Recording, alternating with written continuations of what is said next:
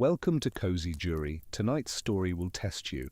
It's messy, it's complicated, and by the end, you will decide who's right and who's wrong. But before we begin, if you value what we're building here, hit like, subscribe if you want more of this, but only if this is your kind of content. I'd rather earn it than beg for it. Drop a comment. Where are you right now and what time is it? I love knowing who's out there deliberating with us. Now get comfortable. You're not just listening. You're the jury. The fire's burning. The case is open. Let's begin. Tomas Benitez stood in the doorway of his wife's office. The room was dark, cold. It was 3 a.m. His hands trembled as he gripped the crowbar he'd retrieved from the garage. The wood around the lock was already splintered from his first attempt. He hadn't wanted to do this. For 47 years of marriage, he had never once entered this room without Marta's permission. She called it her sanctuary, her private space. He had respected that, always. But she was gone now, 6 days in the ground, and the questions eating at him were louder than any promise he'd made to respect her privacy. The crowbar bit into the doorframe again. The sound of cracking wood seemed to echo through the entire house. He felt like a criminal, like he was desecrating something sacred, but he couldn't stop. Because 4 hours earlier, he'd found something that changed everything, a small blue ledger. Leather-bound, worn at the edges, hidden in the back of Marta's nightstand drawer, beneath her reading glasses and a stack of old birthday cards. The ledger contained dates, amounts, bank names, every Thursday for 40 years. 40 years of withdrawals, cash, thousands of dollars at a time, sometimes 5,000, sometimes 10. Once, inexplicably, $25,000 in a single day. All recorded in Marta's precise, elegant handwriting, the same handwriting that had written love notes in his lunch bag, the same handwriting that had signed anniversary cards. The ledger showed transactions dating back to 1983, the year Diego was born, the year they bought this house, the year Tomas thought they'd started building their life together in earnest. Every entry was meticulous. Date, amount, a single letter, sometimes D, sometimes L, sometimes just a dash, nothing else, no explanation, no context, just numbers and letters that meant nothing to him and everything at the same time. Tomas had sat on the edge of their bed, the bed where Marta had died in her sleep 7 days ago, and felt the room spin. He'd read each entry 3 times, then 4. Then he'd stopped counting. The entries spanned decades, hundreds of them, possibly thousands. He hadn't counted them all. The sheer volume was overwhelming. And the money, God, the money. He'd done rough math in his head, conservative estimates. If every entry represented a withdrawal, and if the amounts averaged even $5,000, then Marta had moved hundreds of thousands of dollars over 4 decades, maybe more, maybe much more. Where had it come from? Where had it gone? Why had she never told him? His salary as a civil engineer had been good, comfortable. They'd lived modestly, never extravagant, never wanting. But they'd never had the kind of wealth that would allow someone to withdraw $5,000 a week without it being missed. The math didn't work. Unless Marta had money he didn't know about. Money from somewhere else. The door to her office finally gave way. The lock mechanism tore free from the wood with a final, decisive crack. Tomas stood there, breathing hard, staring into the darkness of the room. The crowbar hung loose in his right hand. He felt the weight of what he was about to do. This was betrayal. Even if Marta had betrayed him first with her secrets, this was still betrayal. He was violating the one boundary she'd held sacred their entire marriage. But he had to know. He had to understand. Because the alternative, living the rest of his days wondering what his wife had been hiding from him, was worse than any guilt he might feel about breaking into her office. He stepped inside, reached for the light switch. The overhead fixture clicked on, flooding the room with harsh fluorescent light. And Tomas Benitez, 80 years old, grieving, exhausted, and more confused than he'd ever been in his life, began searching for answers in the wreckage of his wife's secret world. Now you might think you know exactly what happened here. Husband discovers wife had secret money. Classic case of financial infidelity. But it's not that simple. Because this blue ledger wasn't the end, it was the trigger for a war between a father and son, between memory and reality, between the woman Tomas thought he'd known for 47 years and the stranger whose secrets were about to destroy his family. To render a fair verdict, you can't just look at the crime scene, you have to understand the motive. And the motive started years ago, decades ago, in ways Tomas never could have predicted. What Tomas didn't know yet, standing in that office at 3 a.m, was that this betrayal went deeper than just money. Before this story ends, there will be accusations of theft. There will be family members turning on each other. There will be revelations that make the secret ledger look like a minor indiscretion. And there will be a choice that half of you will call justice, and the other half will call the destruction of a dead woman's dignity. Was Tomas right to break into that office? Was he right to go digging into his wife's past after she could no longer explain herself? Hold that thought. Because before we can judge what Tomas did, we need to understand who Marta was, who they were together, and why, for 40 years, she kept every Thursday sacred. Let's go back to the beginning, to the very first red flag that everyone missed, including Tomas. Tomas had met Marta in 1976 at a library in downtown Chicago. He was 28, she was 26. He'd been sitting at a table near the reference section, surrounded by engineering textbooks and blueprints for a bridge project he was working on. She'd been shelving books nearby, working part-time while finishing her degree in education. He'd noticed her immediately.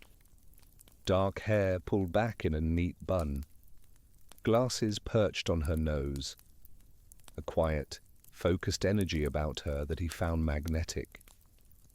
She moved through the library like she belonged there, like she was part of the architecture itself. He'd worked up the courage to speak to her after 3 weeks of seeing her there every Thursday evening. 3 weeks of failed attempts at eye contact. 3 weeks of rehearsing what he'd say. When he finally approached her, he'd been holding a book on structural engineering and had asked, stupidly, if she knew where the section on load-bearing calculations was. She'd smiled, a small, knowing smile, and said, without missing a beat, that she didn't know anything about engineering, but she did know that he'd been staring at her for 3 weeks, and maybe he should just ask her to coffee, instead of pretending to be lost. He'd laughed, actually, laughed out loud in the library, earning them both a sharp look from the librarian at the front desk. They'd gone to coffee that night, a small diner 2 blocks from the library. They'd talked for 4 hours. She'd told him about her childhood in a small town downstate, about her parents, immigrants, who'd worked brutal hours to give her opportunities they'd never had, about her dreams of becoming a teacher, about how she loved the order of libraries, the way books had their place and purpose. He told her about his work, about the satisfaction of building things that would last, about his own parents, also immigrants, also working class, also determined to see their children succeed. They'd discovered they had the same birthday, July 14th, same year. She'd joked that they were cosmically linked. He'd joked that it explained why he'd been drawn to her from across the library. It felt easy, natural, like they'd known each other in some previous life and were just picking up where they'd left off. They'd started dating officially a week later. Marta had rules, though. She always had rules. She didn't like surprise visits. She needed advance notice before he came to her apartment. She needed her space, her time to herself. Tomás had found it charming at first. A woman who knew what she wanted, who had boundaries, who wasn't going to lose herself in a relationship. His friends had teased him about it, called her high maintenance, but Tomás had seen it differently. He'd seen it as self-respect, as independence. He'd admired it. They'd gotten engaged after a year. Married 6 months later in a small ceremony at a Catholic church on the north side. Marta's family had been there. His family had been there, less than 50 people total, simple, elegant, exactly what they both wanted. The honeymoon had been a weekend in Michigan. They'd rented a cabin by a lake, spent 3 days hiking and reading and making love and talking about the future. The life they'd build, the children they'd have, the home they'd create together. Tomás remembered one night in particular. They'd been lying in bed, the window open, the sound of crickets filling the room. Marta had turned to him and said, "I need you to promise me something." He'd said, "Anything." She'd said, "Promise me that we'll always respect each other's privacy, that we'll trust each other, that we'll never become those couples who snoop through each other's things or interrogate each other about every little thing." He'd promised. Of course he'd promised. It had seemed like such an easy promise to make. Trust, respect, privacy. Those were the foundations of any good marriage, weren't they? He'd kissed her and promised, and they'd fallen asleep tangled together under a thin sheet, the future stretching out before them like an open road. They'd moved into a small apartment in Lincoln Park. Tomás had been working long hours on a highway expansion project. Marta had gotten a teaching job at an elementary school. They'd settled into a routine. He'd leave early. She'd leave later. They'd meet for dinner. They'd talk about their days. She'd tell him about her students. He'd tell her about his projects. On weekends, they'd explore the city, museums, parks, restaurants. They'd been happy, genuinely happy. In 1982, they'd bought the house in Oak Park, a modest 2-story with a small yard, 3 bedrooms, one for them, one for the baby they were expecting, one for Marta's office. She'd been very specific about that. She needed an office, a room of her own. Tomás had thought it was for lesson planning, for grading papers, for the work she brought home from school. He'd helped her set it up. Desk, bookshelf, filing cabinet. She'd thanked him and then, gently but firmly, told him that this room was hers, that she'd prefer if he knocked before entering, that she needed this space to be private. He'd agreed. Again, it had seemed reasonable. Everyone needed their own space. Diego had been born in 1983, a healthy baby boy. Marta had taken maternity leave and then returned to teaching part-time. Tomás had been promoted to senior engineer. Money had been tight but manageable. They'd made it work. Laura had come 3 years later. Another healthy baby, another mouth to feed, more expenses. But they'd been happy. Tired, stretched thin, but happy. Marta had continued teaching, part-time, then full-time as the kids got older. She'd been devoted to her work, passionate about education. She'd won awards, Teacher of the Year twice. Parents loved her, kids loved her. Tomás had been proud, so proud. Life had fallen into a predictable rhythm. Tomás worked. Marta worked. They raised their children. They paid their bills. They took modest vacations, a week at a lake in Wisconsin every summer. Nothing extravagant, nothing they couldn't afford. And every Thursday, Marta went to the bank. It was her routine. After school, before coming home, she'd stop at the bank. She'd told Tomas it was to deposit her paycheck, to handle their accounts, to make sure everything was in order. He'd never questioned it. Why would he? She was responsible, organized, better with money than he was. He'd been grateful she handled it. But now, looking back with the knowledge of the blue ledger, Tomas realized there had been small things, tiny inconsistencies, things he'd dismissed at the time, like the way Marta had always insisted on handling all their banking. She'd never wanted him involved. She'd said it was easier if one person managed it. He'd agreed, one less thing on his plate. Or the way she'd sometimes come home from those Thursday bank trips with an expression he couldn't quite read, not upset, not happy, just distant, preoccupied. He'd ask if everything was okay.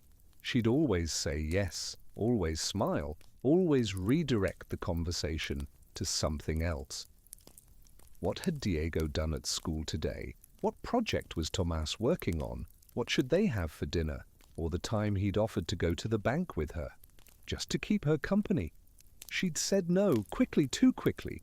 She'd said she preferred to go alone, that it was her time to decompress, to think. He'd thought it was sweet, quirky. Marta had always been someone who needed her routines, her small rituals, or the way she'd always kept her office locked. Always. Even when she was home. Even when she was just downstairs. The door was locked. He'd joked about it once, asked if she was hiding state secrets in there. She'd laughed, said she just liked her privacy, that it helped her focus knowing that space was entirely hers. He'd understood, or thought he had. But these small things, these tiny red flags, they'd been there all along. Little cracks in the foundation, and Tomas, busy with his own work, his own life, had never looked closely enough to see them. Not until it was too late. Not until Marta was gone and the blue ledger was sitting on his lap, telling him that the woman he'd loved for 47 years had been keeping secret since the year their son was born, since the year they'd bought this house, since the beginning of the life they'd built together. The foundation, he realized, had never been as solid as he'd believed.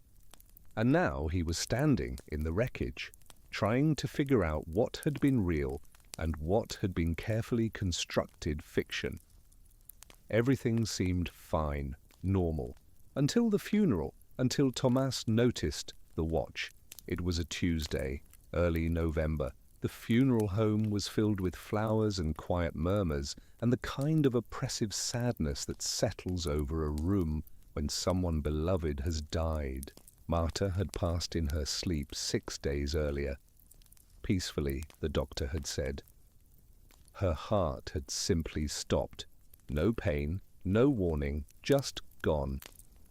Tomas had woken up that morning and reached for her, the way he had every morning for 47 years, and found her cold. He'd known immediately, had called 911 anyway, had sat on the edge of the bed holding her hand, while paramedics confirmed what he already knew. She was gone. The days after had been a blur. Phone calls, arrangements, relatives arriving from out of state. Laura had handled most of it. His daughter had always been the organized one, the responsible one. She'd coordinated with the funeral home, arranged the service, dealt with the paperwork.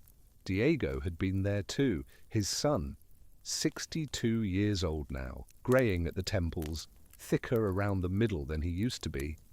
He'd flown in from Denver where he worked in marketing for some tech company Tomas could never quite understand. Diego had seemed genuinely grieving, quiet, withdrawn. He'd hugged Tomas at the airport and said, "I can't believe she's gone, Dad." And Tomas had believed him, had felt comforted by his son's presence. But at the funeral, during the viewing, Tomas had noticed something. Diego had been standing near the casket, his hand resting on the polished wood, his head bowed. And on his wrist, catching the light from the overhead fixtures, was a watch, a Rolex. Tomas knew it was a Rolex because he'd looked at them once, years ago, when he'd been promoted to lead engineer on a major project. He'd gone into a jewelry store, curious, and had been shocked by the prices. $20,000 for a watch, $30,000, some even more. He'd walked out without buying anything, convinced that no timepiece could possibly be worth that much money. But Diego was wearing one, a Submariner, if Tomas remembered the model names correctly. Black face, silver band, unmistakable. Tomas had felt something cold settle in his stomach. Diego worked in marketing, made decent money, presumably, but decent enough for a $30,000 watch. And it wasn't just the watch. Now that Tomas was looking, really looking, he noticed other things. Diego's suit. It wasn't off the rack. It was tailored, expensive fabric, custom fit, the kind of suit that cost thousands of dollars. His shoes, Italian leather, polished to a high shine, easily $500, maybe more. His phone, the latest model, top of the line. Diego had been checking it periodically throughout the service, and each time Tomas caught a glimpse of the sleek design, the expensive case. When had Diego gotten so wealthy? Tomas tried to remember the last time they'd talked about money. Really talked about it. It had been years. Diego had always been vague about his job, marketing, tech sector. It paid well, he'd said, but well enough for this? For a lifestyle that screamed wealth? Tomas felt a twist of something ugly in his chest. Suspicion. He tried to push it away, tried to focus on the service, on saying goodbye to his wife, but the watch kept catching his eye, glinting, mocking him. After the service, there was a reception at the house. People filled the living room and kitchen, eating sandwiches and sharing memories of Marta. Tomas moved through the crowd in a daze, accepting condolences, shaking hands, barely hearing what anyone said. He kept watching Diego. His son was charming, smiling, telling stories about his mother. But there was something in his eyes, something Tomas couldn't quite place. Nervousness? Guilt? Or was Tomas just projecting, just looking for something wrong because he was grieving and angry and needed someone to blame? At one point, Laura pulled Tomas aside. Her eyes were red from crying. She'd been close to Marta. Closer than Diego, who'd moved away and only visited a few times a year. "Dad," Laura said quietly, "are you okay? You seem distracted." Tomas wanted to tell her about the watch, about the suit, about the nagging feeling that something was wrong. But he didn't. Instead, he said, "I'm fine, just tired." She'd squeezed his hand and gone back to hosting, making sure everyone had food and drinks. Tomas had retreated upstairs to the bedroom he'd shared with Marta. He'd sat on the edge of the bed and tried to cry, but the tears wouldn't come. Instead, he just felt numb, empty, and beneath that, a growing sense of unease. Later that evening, after everyone had left, Diego had come up to the bedroom. He'd knocked softly and entered without waiting for a response. "Dad," he'd said, "I wanted to talk to you about Mom's office." Tomas had looked up. "What about it?"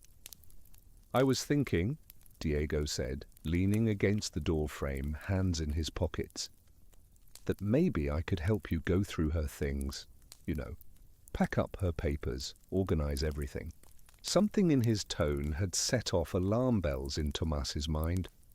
"Why?" Diego had shrugged. "Just thought it might be hard for you to do it alone, and I'm here for a few more days. Might as well make myself useful." "I haven't decided what to do with her office yet," Tomas had said slowly. Diego had nodded, too quickly. "Of course, No rush. I just thought, if you needed help. I'll let you know, Tomas had said. And Diego had left. But the conversation had stuck with Tomas. Why was Diego so interested in Marta's office? What did he think was in there? That night, lying in bed alone for the first time in nearly 5 decades, Tomas had stared at the ceiling and thought about the watch, about the office, about Marta's Thursday trips to the bank, and he'd felt the first real stirrings of doubt. The first crack in the image of his perfect marriage, the first whisper that maybe, just maybe, there were things about his wife and his family that he didn't understand. Things that had been hidden in plain sight for years. And he'd made a decision. He was going to find out what they were. Even if it meant breaking promises, even if it meant betraying trust, even if it meant shattering the memory of the woman he'd loved, because not knowing was worse. Not knowing was unbearable. And so, 3 nights after the funeral, Tomas had started searching. He'd begun in the bedroom, going through drawers, looking through closets. And that's when he'd found it, the blue ledger, hidden beneath reading glasses and birthday cards. The ledger that would change everything. The ledger was small, maybe 5 inches by 7. The leather cover was worn smooth from years of handling. The pages inside were filled with Marta's handwriting, neat, precise. Each entry followed the same format, a date, an amount, a single letter. Tomas sat on the edge of the bed, the ledger open in his lap, and felt his world tilt. The first entry was dated April 7th, 1983, 3 months after Diego was born. The amount was $5,000. The letter was D. Tomas flipped through the pages, slowly. Each week, sometimes twice a week, a new entry. 5,000, 7,000, 3,000. The amounts varied, but they were never small, never insignificant, and they spanned decades.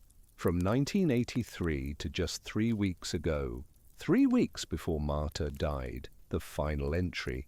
October 19th, $10,000. The letter was D. Tomas did rough math in his head.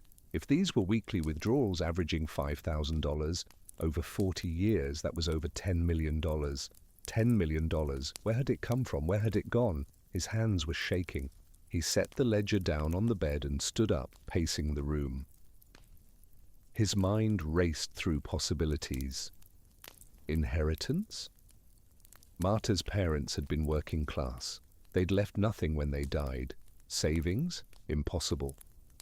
Marta's teaching salary had been modest. Even combined with his income, they'd never had that kind of money to squirrel away. Investments? He would have known. They'd filed joint tax returns every year. There was no way she could have hidden investment income from him, unless she hadn't reported it, unless she'd been hiding it from the IRS too. The thought made him sick. Illegal activity? Laundering money for someone?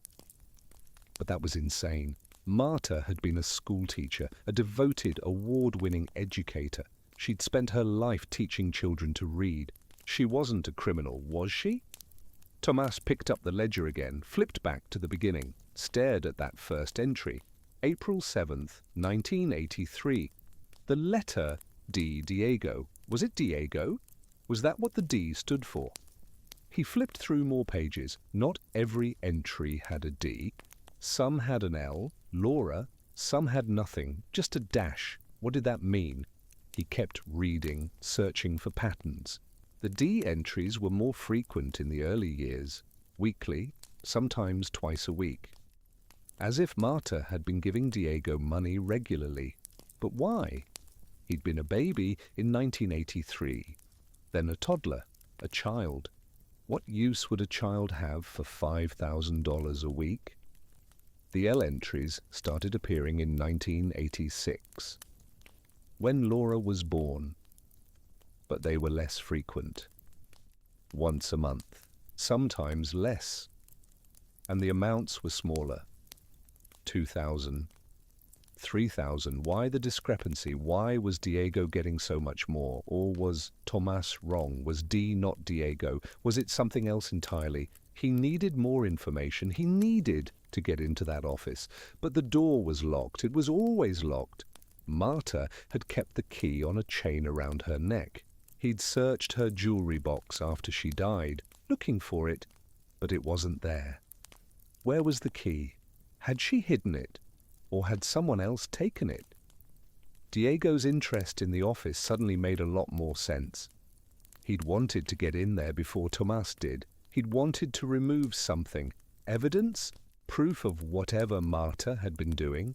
Tomas felt a surge of anger at Marta, at Diego, at himself for being so blind. He looked at the clock.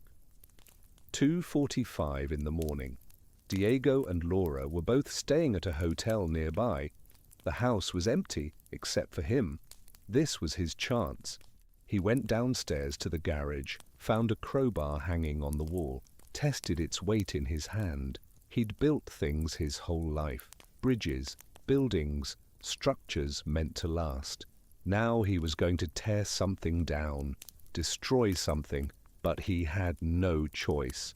He needed to know.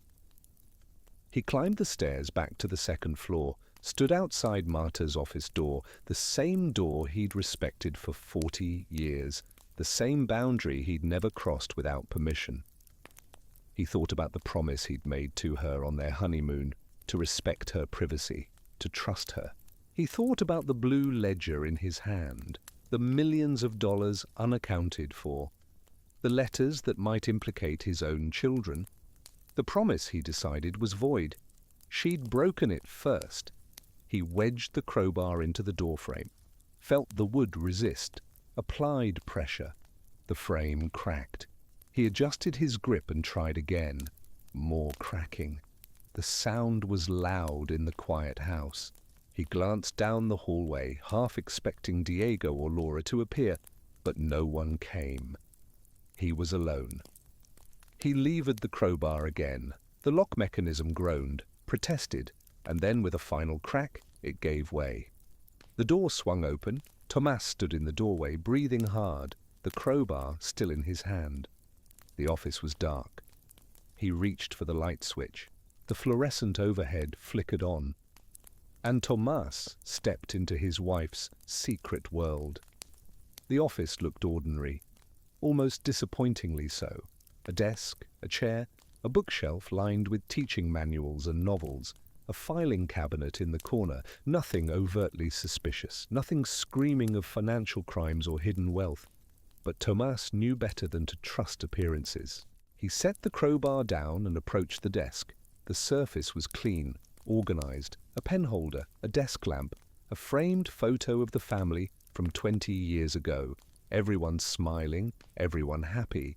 He pulled open the top desk drawer. Pens, paper clips, sticky notes, nothing unusual. The second drawer held files. He pulled one out. Lesson plans from 1997, another file. Student progress reports. He kept searching drawer after drawer. Nothing but teaching materials, old tests, grading rubrics, nothing related to money, nothing that explained the ledger. He moved to the filing cabinet, tried the top drawer. Locked. Of course it was locked. He went back for the crowbar, pried open the filing cabinet with less care than he'd used on the door. The lock broke.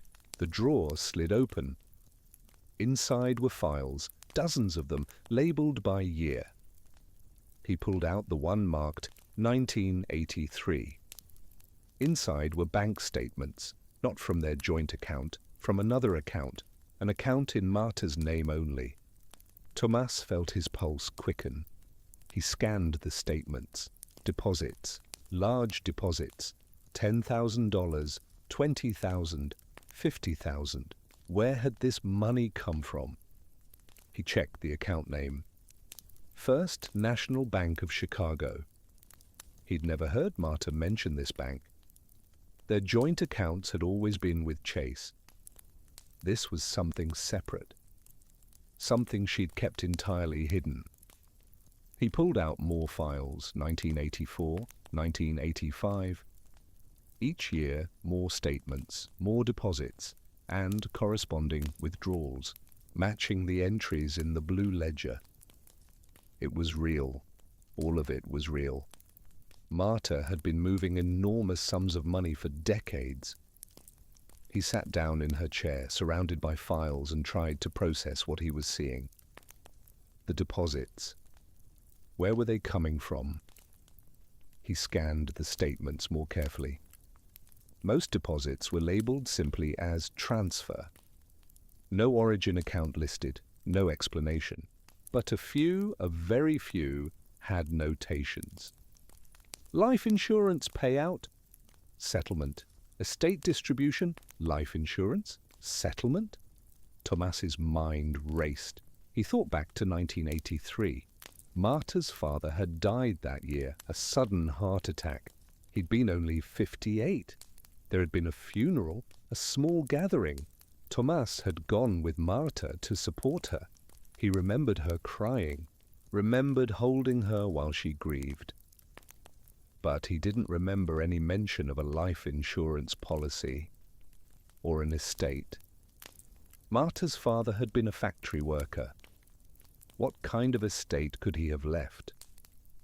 Tomas kept reading, found another notation dated 1985, settlement confidential.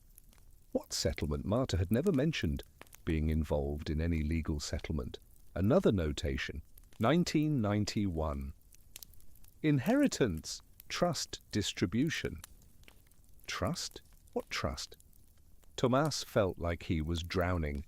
Every answer led to more questions. He pulled out his phone, searched for the bank's phone number. It was 3:30 in the morning. They wouldn't be open, but he could call first thing. He had to. He needed answers. Needed someone to explain where this money had come from and where it had gone. He put the phone down and looked around the office again. There had to be more documents, more evidence. He searched the bookshelf, pulled out books at random. Some had hollowed-out centers. Inside were more papers, legal documents, insurance policies, deeds. A life insurance policy in Marta's father's name. Death benefit $500,000. Beneficiary Marta, $500,000. That explains some of the initial deposits, but not all of them, not even close. Another document. A settlement agreement dated 1985, Marta's name. A law firm, a company name he didn't recognize. The settlement amount was redacted, but there was a clause about confidentiality, about never disclosing the terms. What had happened? What had Marta settled? He kept searching, found a deed, property in Indiana, a farmhouse and 10 acres, purchased in 1990, sold in 2005, purchase price $75,000, sale price $800,000. The property had appreciated dramatically, or Marta had developed it, flipped it, used the profit to fund whatever she'd been doing. But why? Why go to such lengths to hide it? Why not tell him? He was her husband. They were supposed to share everything. He found more documents, stock certificates, bonds, investment accounts in Marta's name only, each one carefully managed, carefully hidden. Tomas felt a wave of dizziness. The room seemed to spin. This wasn't just a secret bank account. This was an entire financial empire built quietly over decades, without his knowledge, without his input. Marta had been essentially a wealthy woman, and she'd never told him. She'd let him work, let him stress over bills and college tuition and retirement savings, let him believe they were a middle-class family scraping by, when all along she'd had millions. Why? What possible reason could she have had? He thought about the letters in the ledger. D.L. Diego. Laura. Had she been giving the money to them? Supporting them in ways Tomas hadn't known about? That didn't make sense either. Laura was a social worker. She lived modestly, always had. She didn't seem to have any secret wealth. But Diego. Diego with his Rolex and his tailored suit and his Italian shoes. Diego who'd wanted so badly to get into this office. Diego who'd been nervous and evasive at the funeral. What did Diego know? What had Marta told him? Tomas stood up, gathered the files, the ledger, the documents. He carried them downstairs to the dining room, spread them out on the table, and he began to piece together his wife's hidden life. As the sun started to rise outside, painting the sky in shades of orange and pink, Tomas sat surrounded by evidence of betrayal. Not the kind of betrayal people usually thought of, not infidelity, but something deeper, a fundamental dishonesty about who she was and what their life together had been.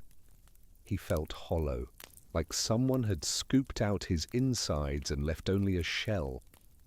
The woman he'd loved, the woman he'd trusted, the woman he'd built a life with, she'd been a stranger. And now she was gone, and he couldn't ask her why, couldn't demand answers, couldn't confront her. All he could do was dig through the wreckage and try to understand, and try to figure out what role, if any, his children had played in this decades-long deception. Tomas waited until 8 in the morning to call Diego. His son answered on the third ring, voice groggy. "Dad, is everything okay? It's early." "I need you to come to the house," Tomas said. His voice was steady, calmer than he felt. "Now." "What's wrong?" "Just come. We need to talk." There was a pause, then, "Okay, give me 30 minutes." Tomas hung up. He made coffee. Strong, black. Stood in the kitchen sipping it while he waited. His mind was clearer now. The initial shock had worn off, replaced by a cold, analytical focus. He was an engineer. He solved problems.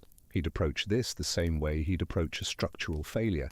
Examine the evidence. Identify the weak points. Determine what had caused the collapse. 25 minutes later, Diego knocked on the door. Tomas let him in. His son looked tired, worried. He'd thrown on jeans and a sweater, no watch this time, hands in his pockets. "What's going on?" Diego asked. Tomas gestured to the dining room. "Sit down." Diego followed him in, saw the files spread across the table, the ledger open in the center. His face went pale. "Dad, I can explain." "Sit down." Diego sat. Tomas remained standing, positioned himself across the table, like an interrogation, because that's what this was. "Tell me about the money," Tomas said. "What money?" But Diego's voice lacked conviction. He was staring at the ledger, at the files, at the evidence laid out before him. "Don't insult my intelligence," Tomas said quietly. "Your mother kept a ledger. 40 years of withdrawals, millions of dollars, and your initial is all over it." Diego swallowed hard, looked up at his father. "She made me promise not to tell you." "Tell me what?" "About the money, about where it came from, about what she was doing with it." Tomas felt his jaw tighten. "Start talking." Diego took a deep breath. "Mom's father? Your father-in-law?"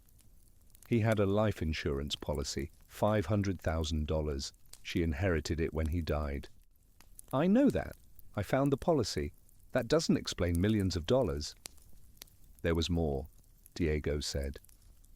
Her father also had a settlement from the factory where he worked, asbestos exposure. The company settled with the families. Mum got $300,000 from that. Keep going. And her mother. When she died in 1987, she had a trust. Her parents, Mum's grandparents, they'd immigrated with more money than anyone knew. They'd set up a trust for their grandchildren. Mum was the primary beneficiary. She got almost $1 million. Tomas felt the room tilt. $1 million. And she never told me. "She didn't tell anyone," Diego said. "She didn't want people to know, didn't want it to change how people saw her." "I'm her husband," Tomas said, his voice rising. "I wasn't people. I was her partner. We were supposed to share everything. Diego looked down at his hands. She said you wouldn't understand, that you'd want to use the money, buy a bigger house. Nicer cars. She didn't want that. She wanted to keep it safe, keep it separate. Safe for what? For us. For me and Laura. She was building a legacy, making sure we'd be taken care of. Tomas stared at his son. The D in the ledger, that's you. Diego nodded. She's been giving you money. For how long? Since I was 25, when I started my first business. You're in marketing? I am now, but I've had other ventures, investments, startups. Some worked, some didn't. Mum helped fund them. Tomas felt a cold fury building. How much? Over the years, maybe 2 million, maybe more. $2 million. She wanted me to succeed. She believed in me. And the watch? The suits? The lifestyle? Diego looked away. Some of my investments paid off. I've done well. Mum's money helped me get started. Does Laura know? About Mum's money? No, Mum gave her some. For her kids, for college funds. But Laura thinks it was from Mum's teacher pension. She doesn't know about the inheritance, about the scale of it. Tomas sank into a chair. His legs felt weak. Your mother lied to me for 40 years. She was protecting the money, protecting us. From what? From me? Diego didn't answer. The silence stretched out, damning. She didn't trust me, Tomas said finally. She didn't trust me with the truth. It wasn't about trust. Don't! Tomas cut him off. Don't try to rationalize this. She kept millions of dollars hidden from me. She created an entire financial life I knew nothing about. That's not protection, that's deception. Diego stood up. I should go. Sit down. We're not finished. Dad, I understand you're angry. Angry? Tomas laughed bitterly. I'm beyond angry. I'm questioning everything. Every conversation we had about money. Every time I stressed about bills or worried about retirement. She let me carry that weight while sitting on a fortune. She was going to tell you, eventually. When? After she was dead? Diego flinched. Tomas pressed on. Did she leave a will? Instructions? Yes, there's a will. Her lawyer has it. And she left everything to you, and to me and Laura. How generous, Tomas said, his voice dripping with sarcasm. She's giving me back the life I thought we were building together. Dad, please, get out. Diego stood, frozen. Dad! Get out. Diego grabbed his jacket, headed for the door, paused in the doorway. She loved you. Everything she did because she loved us. Tomas didn't respond, didn't look at him, just stared at the files on the table, at the evidence of his wife's secret empire. Diego left. The door closed quietly behind him, and Tomas sat alone in the dining room, surrounded by the wreckage of his marriage, and finally let himself cry. The days after the confrontation with Diego blurred together. Tomas moved through the house like a ghost.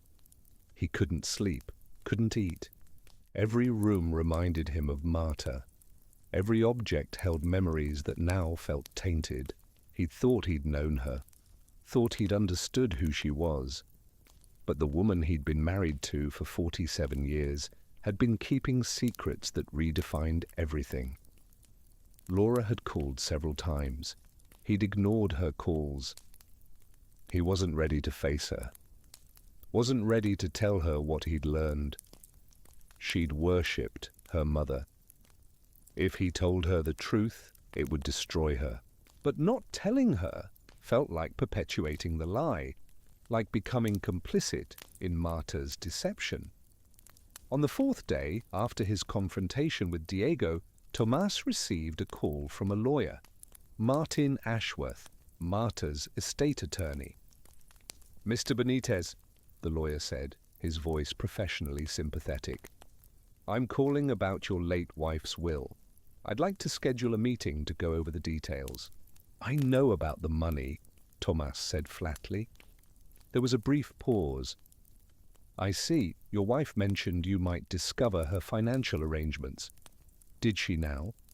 It wasn't a question. She left specific instructions. I think it would be beneficial for us to meet. There are complexities you should be aware of.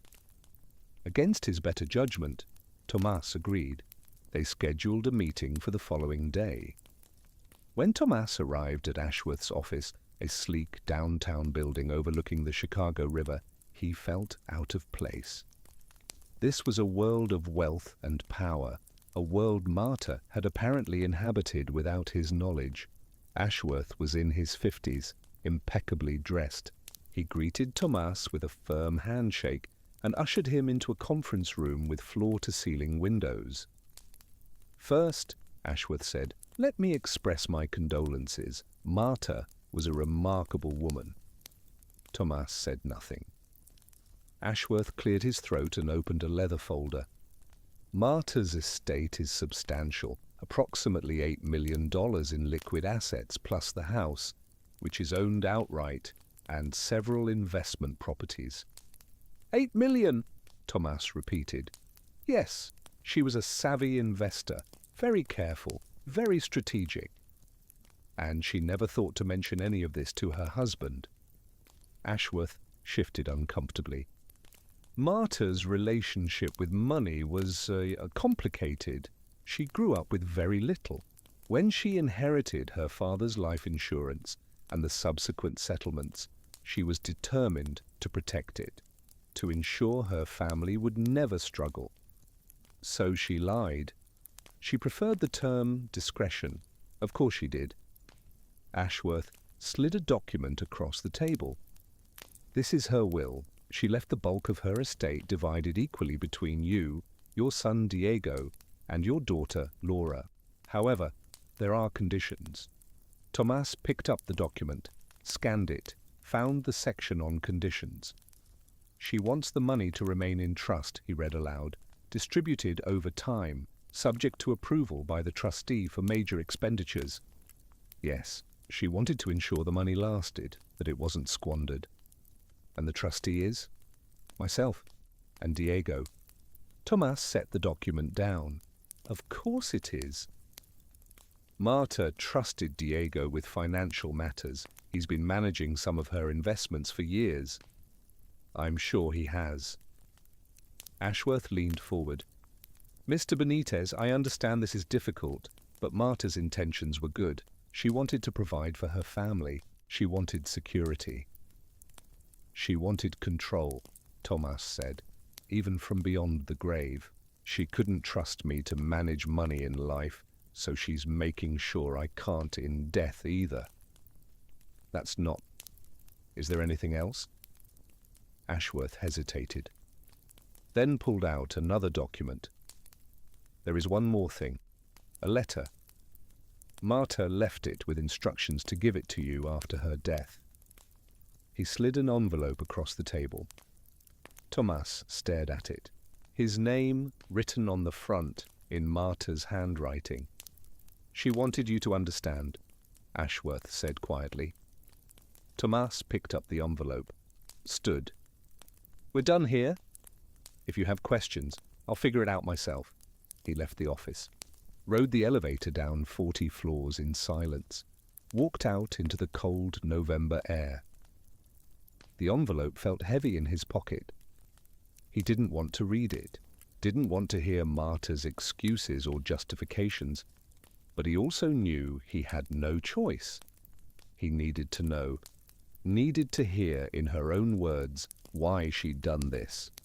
He found a bench in a small park overlooking the river, sat down, pulled out the envelope, opened it with shaking hands. The letter was written on Marta's personal stationery, 3 pages, her handwriting neat and precise as always.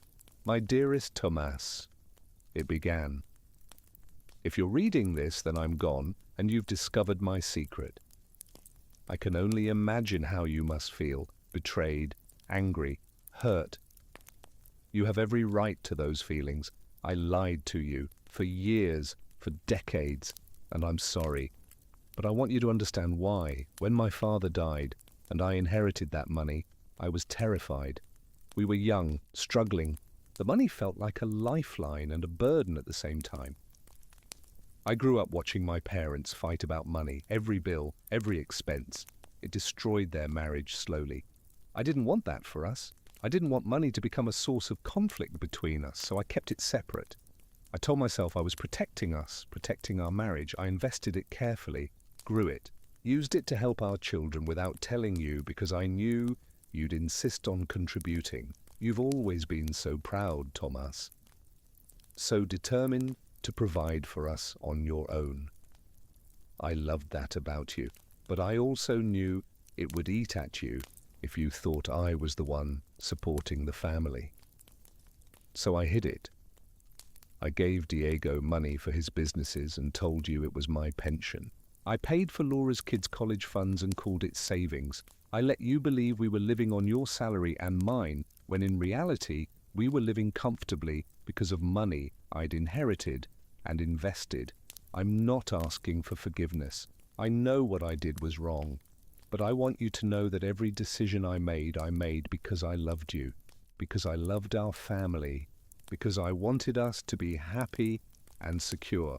The money is yours now, yours and the kids. Use it. Enjoy it. Don't let my mistakes poison your future. You deserve to live comfortably in your final years. You worked so hard for so long. Let the money ease that burden. I love you. I've always loved you. I'm sorry I wasn't brave enough to tell you the truth while I was alive. Yours always, Marta.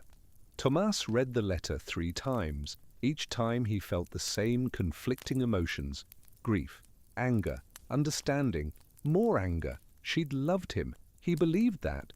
But she'd also fundamentally mistrusted him, mistrusted his ability to handle wealth, to make sound financial decisions. She'd infantilized him, kept him in the dark while managing everything herself. And now she was asking him to just accept it, to move on, to use the money and be happy. As if it were that simple. As if 47 years of deception could be forgiven with a letter and an apology. He folded the letter carefully, put it back in the envelope, and sat on that bench watching the river flow past, feeling more alone than he'd ever felt in his life. Because the woman he'd loved was gone.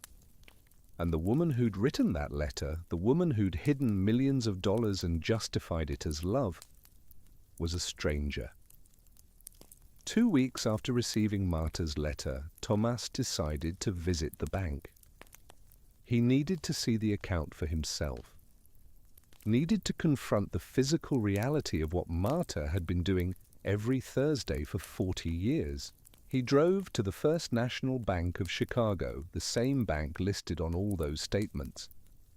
It was in the financial district, a tall building with marble floors and brass fixtures, the kind of place that reeked of old money and quiet power. He approached a clerk at the front desk, a young woman named Jessica with a professional smile and kind eyes.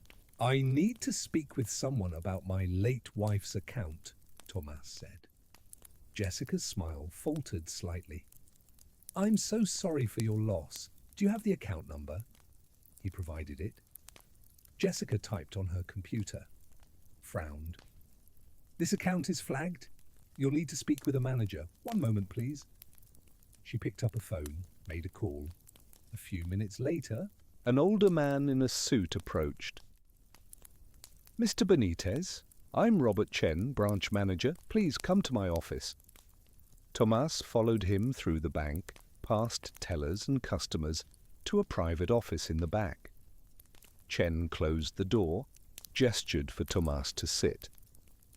"I understand you're inquiring about your late wife's account," Chen said. "Yes, I've recently discovered she'd been banking here for decades. I'd like to understand the account history." Chen pulled up information on his computer.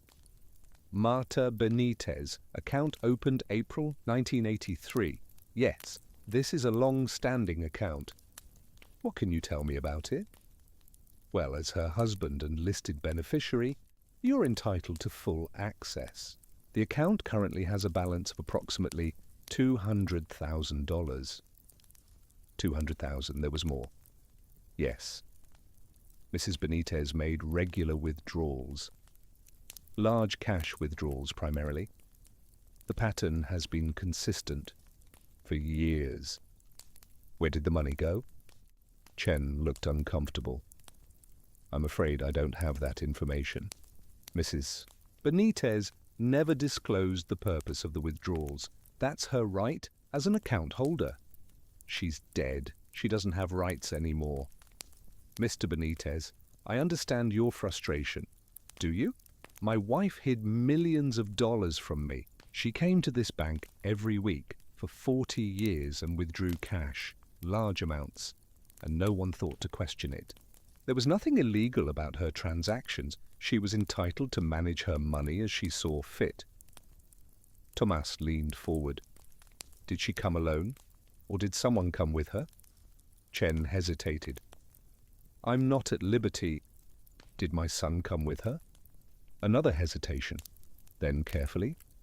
On several occasions, yes. A man matching your son's description accompanied Mrs. Benitez during her visits.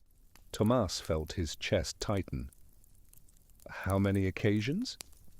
I don't have an exact count, but it was fairly regular over the past decade. They would come together, enter a private room, and handle transactions. What kind of transactions? I'm not... What kind? Chen sighed. Large cash withdrawals, sometimes wire transfers, all properly documented, all legal. Tomas sat back, tried to process this. Diego had been involved more deeply than he'd admitted. He hadn't just received money from Marta, he'd been actively participating in the withdrawals, orchestrating them. I want copies of everything, Tomas said. All statements, all transaction records, everything. I'll need to verify your authorization. I'm her widower. The account is part of her estate. Get me the records. Chen nodded slowly. It will take a few days to compile everything. I'll wait. Mr. Benitez. I'll wait, Tomas repeated firmly. Chen made some calls, printed authorizations. Eventually, a clerk brought in boxes, actual boxes, decades of records. Tomas began going through them methodically, each statement, each withdrawal slip, building a timeline. The early withdrawals in the 1980s and 90s were smaller, more sporadic. But starting around 2000, they became larger, more frequent, and always accompanied by notes in Marta's handwriting on the withdrawal slips. For D, family trust distribution, estate planning. The phrases were vague, deliberately so, but the pattern was clear. Marta had been funneling money to Diego. Large sums, consistently. And as Tomas dug deeper, he found wire transfers too. Not just cash withdrawals, transfers to accounts in Diego's name, investment accounts, business accounts. Over the past 20 years, Diego had received over $4 million from Marta. $4 million, and he'd minimized it during their confrontation. Maybe $2 million, he'd said. He'd lied, just like Marta had lied. Tomas felt a cold rage building. His son had been complicit in this deception, had benefited enormously from it, had used Marta's hidden fortune to build his own wealth while Tomas worked and stressed and worried about making ends meet. It was almost laughable. Tomas had been killing himself to provide for a family that was secretly rich. He'd been the fool, the dupe, working his entire life while his wife and son played financial games behind his back. He gathered the most incriminating statements, stuffed them into his briefcase, thanked Chen with icy politeness, and left the bank. Outside, standing on the sidewalk, he called Diego. "We need to talk," Tomas said when his son answered. "Dad?" I've been trying to reach you. $4 million. Silence. I just came from the bank, Tomas continued. I have the records. Every transfer, every withdrawal. You've been taking money from your mother for 20 years, $4 million, and you lied to me about it. Dad, let me explain. No more explanations, no more lies. You're going to tell me the truth, all of it. Or I'm going to the police. The police? Dad, I didn't do anything illegal. Fraud, embezzlement, I'll find something. You and your mother deceived me for decades, stole from our marriage. I want answers, Diego, real answers, and I want them now. Diego agreed to meet at the house that evening. Laura would be there too. Tomas had decided it was time she knew. Time everyone's cards were on the table. When they arrived, Tomas was waiting in the living room. He'd laid out the bank statements on the coffee table, the evidence impossible to ignore. Laura arrived first. She hugged him. He could smell her perfume, the same kind Marta had worn. It made his chest ache. "Dad, what's this about?" she asked. "Sit down. Wait for your brother." Diego arrived 15 minutes later. He looked haggard, nervous. He avoided eye contact as he took a seat on the couch. "Okay," Laura said, looking between them. "Someone tell me what's going on." Tomas handed her the blue ledger. "Your mother kept this for 40 years. Read it." Laura opened it, flipped through pages. Her expression shifted from confusion to shock. "What is this? These amounts?" "Your mother had millions of dollars I knew nothing about," Tomas said. "She inherited it, invested it, and gave most of it to your brother." Laura looked at Diego. "Is that true?" Diego nodded miserably. "She was helping me, helping my businesses." "Businesses?" Laura's voice rose. "You told me you made your money through marketing, through your career." "I did, partially. But Mum helped. She gave me seed money, helped me invest." "How much?" Diego didn't answer. $4 million, Tomas said. "Over 20 years, maybe more." Laura stood up abruptly. $4 million? While I've been working my ass off as a social worker, while I've been struggling to pay for my kids' college. "Mum helped you too," Diego said defensively. "She gave you money for the college funds." $50,000, Laura said. "That's what she gave me. 50,000 over 10 years. And I thought that was generous. I thought that was all she could afford." She turned to Tomas. "Did you know about this?" "No, I found out after she died. Found her ledger. Found her accounts." Laura sank back onto the couch. "I can't believe this." Mom had millions of dollars and she let us believe we were middle class. She wanted to protect it, Diego said. Protect it? From who? From people who might take advantage. From Dad? Laura's voice was sharp. Is that what you're saying? She was protecting it from her own husband.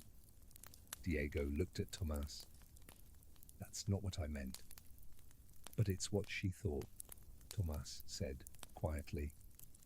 "Your mother didn't trust me with money, didn't trust me to handle wealth, so she hid it. And she gave most of it to you, Diego, because you were the golden child, the business-minded one, the one who would know what to do with it." "Dad, that's not fair." "Fair?" Tomas's voice rose. "You want to talk about fair? I worked 60-hour weeks. I stressed over bills. I worried about having enough for retirement. And the whole time, my wife was sitting on millions of dollars and funneling it to you. She was building a legacy," Diego said. "She was building your legacy," Tomas shot back. "You're worth what now? 5 million? 10? How much of that came from her?" Diego didn't answer. Laura spoke up, her voice shaking. "What about me? Why did I get so much less?" "Because you didn't ask," Diego said. Laura's head snapped toward him. "What?" "Mum wanted to help, but you always insisted on doing things yourself. You were proud, independent. She respected that. So she punished me for it, gave you millions and me scraps. It wasn't like that. Then what was it like, Diego? Explain it to me. Diego ran his hands through his hair. She knew I was ambitious. She knew I wanted to build something. She saw potential in my ideas and wanted to support them. And she didn't see potential in me? You were successful in your own way. You didn't need... I've been struggling for years, Laura said, her voice breaking. I've been working 2 jobs to make ends meet, to pay for my kids' activities, to afford a decent life, and you're telling me Mum could have helped but chose not to because I didn't ask? She did help. The college funds, $50,000, Diego. You got $4 million. Don't tell me she helped us equally. The room fell silent. Tomas watched his children face each other, watched the family fracture in real time. There's more, he said. Both turned to look at him. He pulled out the wire transfer records. Diego, you weren't just receiving money. You were with her at the bank, multiple times, helping her make withdrawals. You knew about all of this. Diego's face paled. She asked me to help. She was getting older. She wanted someone she could trust. Someone she could trust, Tomas repeated bitterly. Not her husband. Her son. Dad! You're complicit, Diego. You helped her hide this from me. You benefited from it. You built your life on money that should have been part of our marriage, part of our family. I'm part of the family, Diego said, defensively. Are you? Because right now it feels like you were part of something else. Something secret. Something that excluded your sister and me. Laura stood up. I need to leave. I can't listen to this anymore. Laura, Diego reached for her. She pulled away. Don't touch me. I need to think. She grabbed her coat and walked out. The door slammed behind her. Tomas and Diego sat in the wreckage. She hated me now, Diego said quietly. She hates both of us, Tomas corrected. You for taking the money, me for not knowing, for being the fool. You weren't a fool. Then what was I? What do you call a man who lives with a woman for 47 years and doesn't know she's wealthy? Who doesn't know his own son is receiving millions under the table? Diego stood. I'm sorry. I know that doesn't fix anything, but I'm sorry. Sorry you did it, or sorry you got caught? Diego flinched. Both. Tomas nodded. Get out. Dad, get out of my house. Diego left, and Tomas sat alone in the living room, surrounded by bank statements and broken trust, and wondered how his life had become this, how love had become lies, how family had become betrayal, how the woman he'd mourned was also the woman who'd destroyed everything. The days after the confrontation were torture. Laura wasn't answering his calls. Diego had returned to Denver. The house felt enormous and empty. Tomas wandered through rooms filled with memories that now felt like lies. He kept returning to Marta's office, standing in the doorway, staring at the desk where she'd managed her secret empire, trying to understand. He'd spent his whole life building things, bridges, buildings, structures meant to last. He'd believed he was building a marriage too, a partnership. But Marta had been building something else, a fortress, walls to keep him out, to keep the money safe from him. Why? What had he ever done to make her think he couldn't be trusted? He thought back through their marriage, tried to find moments. Red flags early in their relationship when they'd talked about money. He'd been casual, practical. He didn't care about wealth, didn't need luxury. He cared about stability, security, providing for his family. Had Marta misinterpreted that? Seen it as irresponsibility? Or had there been something else? Some moment when he'd disappointed her? Failed some test he didn't know he was taking? He remembered one conversation. Early in their marriage. They'd been discussing buying the house in Oak Park. Tomas had wanted to put down a larger down payment, reduce their mortgage, be conservative. Marta had argued for a smaller down payment, wanted to keep more cash available. He'd thought it was smart, practical. Had it actually been her way of keeping money hidden, of maintaining her secret accounts? He remembered another moment. Diego's first business venture. Diego had been 25. He'd wanted to start a tech company, asked Tomas for advice. Tomas had told him to be careful, to get experience first, to not risk everything on an untested idea. Diego had seemed disappointed, but he'd gone ahead with the venture anyway. And it had succeeded, moderately, enough to encourage him to try again. And again. Tomas hadn't known Marta was funding these ventures. He'd thought Diego was scrappy, self-made. He'd been proud of his son's success, but it had been built on Marta's money, on a foundation Tomas hadn't seen. Had Marta told Diego not to listen to his father? Had she undermined him deliberately? Or had she just been supporting their son while also implicitly saying Tomas's advice was wrong? The questions circled endlessly. He couldn't escape them. He started having trouble sleeping. When he did sleep, he dreamed of Marta. Sometimes they were happy dreams, early days, falling in love, building their life. But then the dreams would shift. He'd see her at the bank, walking away from him, disappearing into a room he couldn't enter.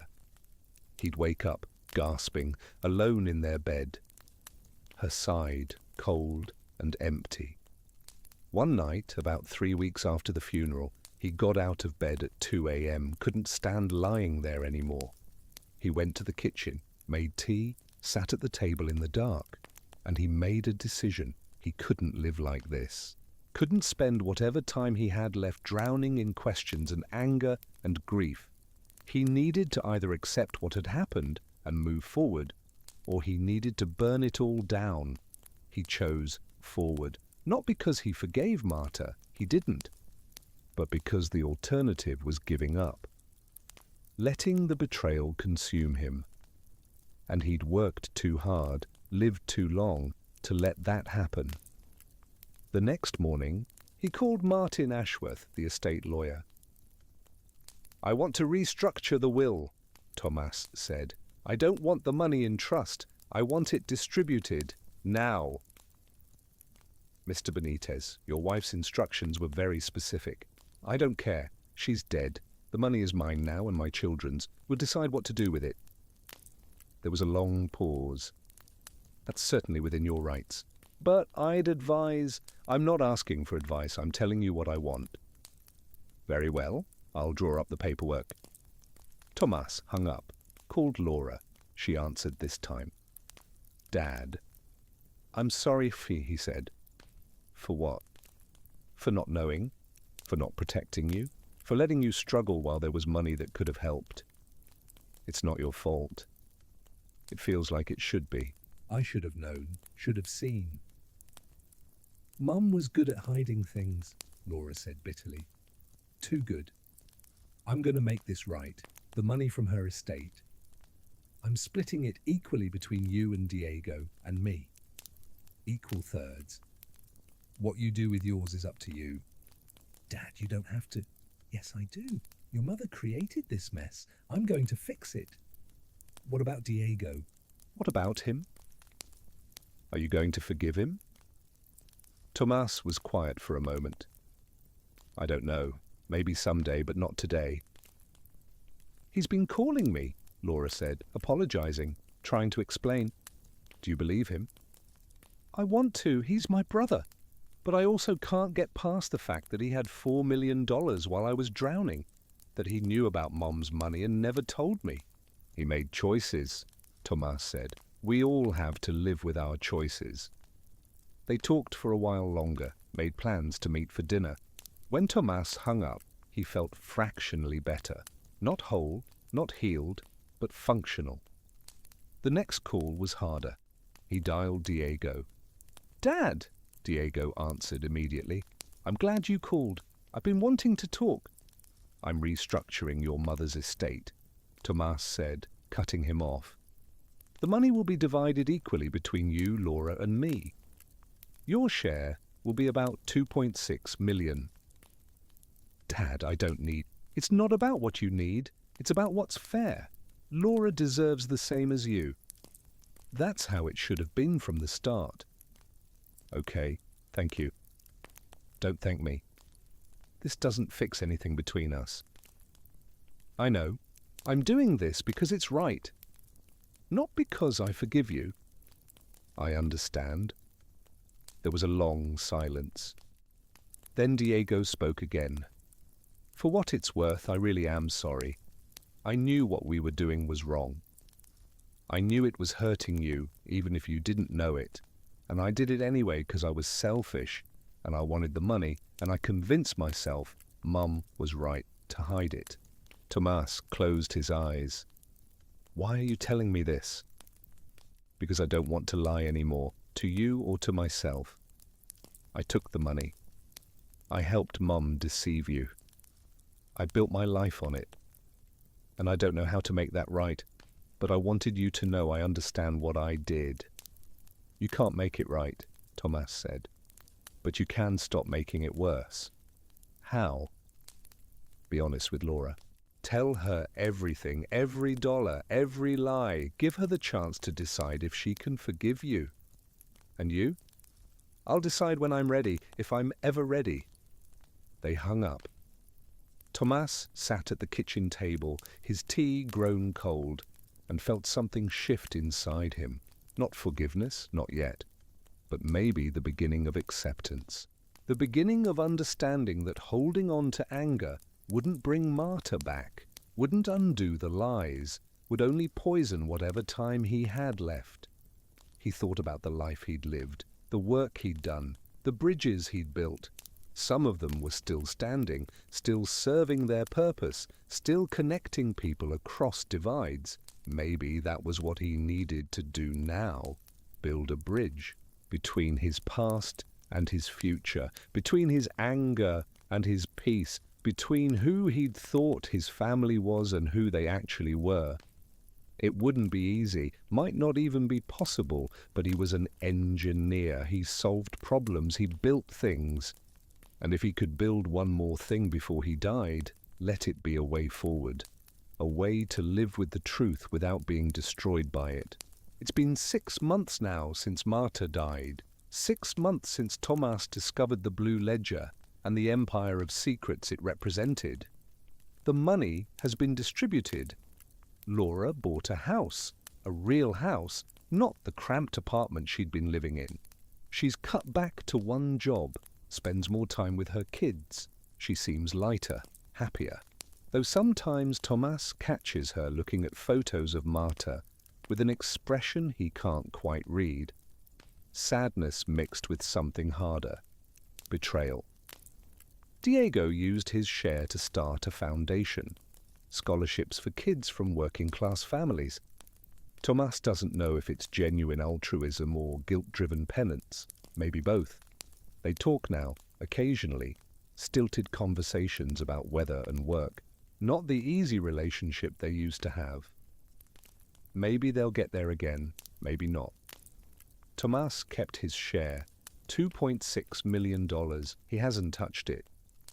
It sits in an account he rarely looks at. He still lives off his pension.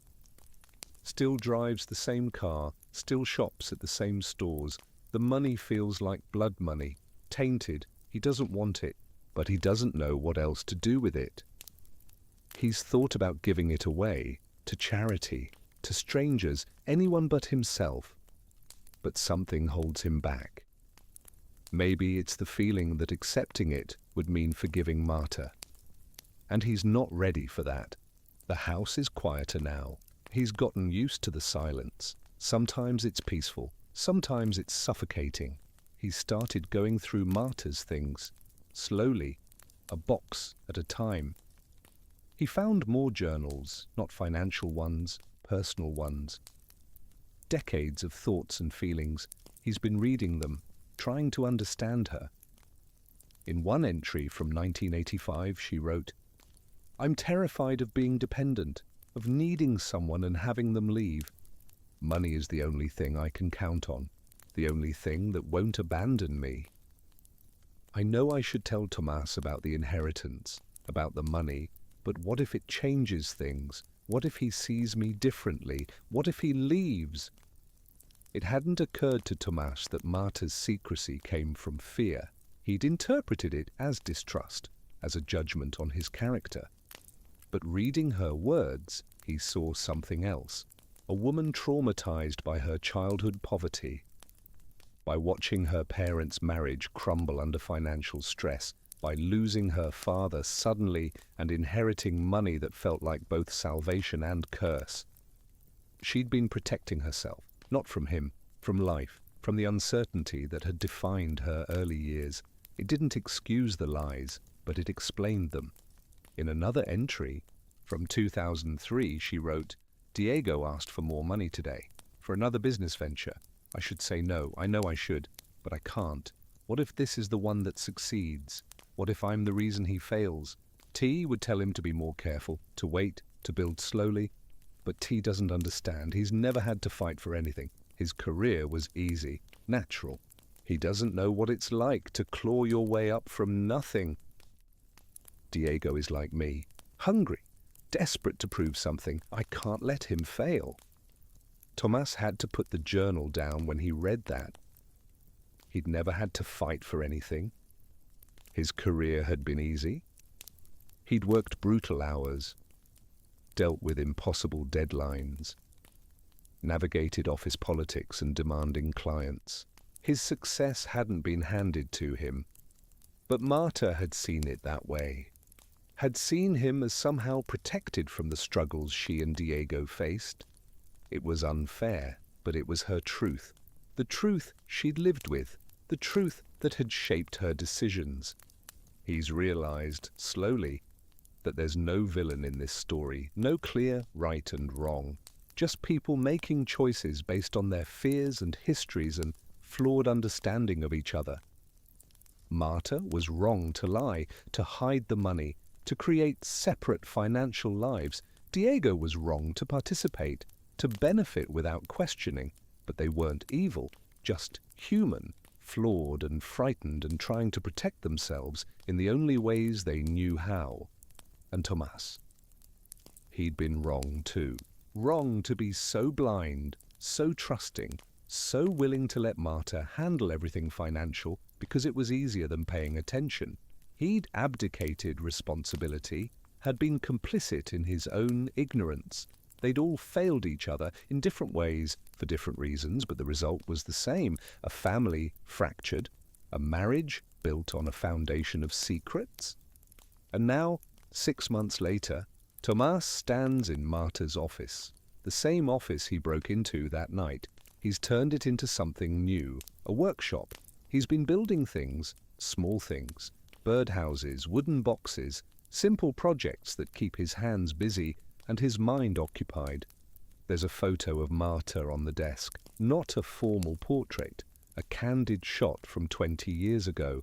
She's laughing, head thrown back, genuine joy on her face.